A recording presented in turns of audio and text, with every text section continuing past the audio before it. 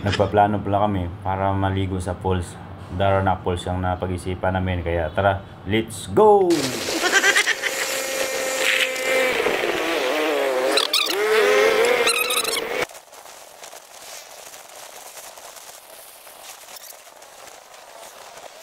Fast forward ko lang guys kasi medyo malayo nga tatakbuhin namin, siguro mga kulang 2 hours yung tatakbuhin namin, kaya panoorin nyo lang to guys hanggang makarating tayo sa Daranac Falls. Let's go!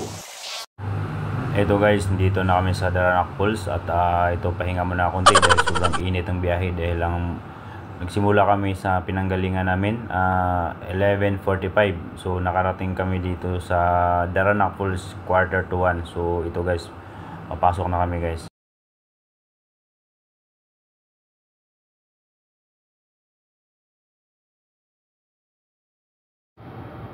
Ito, papasok na kami at may entrance fee pala para sa motor parking, 20 pesos. So kung sino yung nagbabalak dito pumunta sa Daranac Falls, ito may bayad pala tayong 20 pesos dito para sa parking fee. 20 na. Bala ka lang. Bo.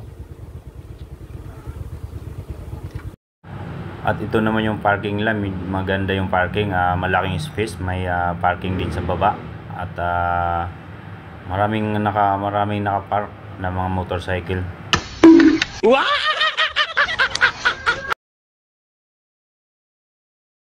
Masok na pala kami sa Daranac Falls. Bali ang entrance doon 75 pesos for adult, then 50 pesos for children. Ito, dumaan na kami sa hanging bridge papasok sa falls. Pagtawid mo ng hanging bridge, makikita mo yung falls. Ayan, binaybay namin paakyat dahil nasa taas yung malalim at magandang tanawin. Yun yung pinagmamalaki ng Daranac Falls. Ayun, nakita nyo naman. Grabe guys, sobrang daming tao. Hindi namin inasahan na ganun pa nakadaming tao dun. Grabe. Ayun guys, yun yung pinagmamalaki ng Daranac Falls. Makita nyo yung tubig galing sa taas. Ayun. Grabe talaga, sobrang daming tao pala talaga naliligo dito.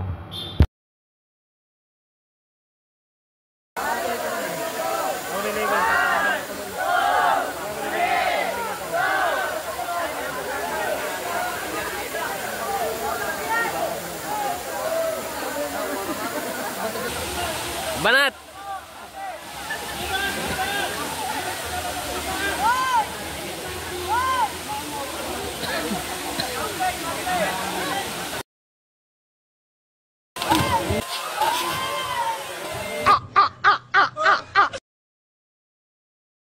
Nakikita ko yung mga tumatalon guys. Ito, gumaya din ako. Ayun.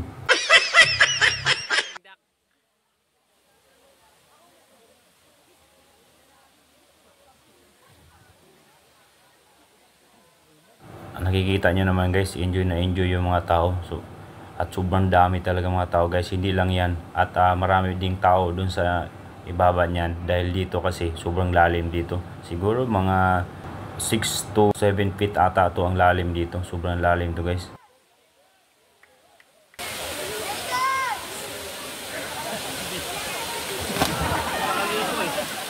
Aligo.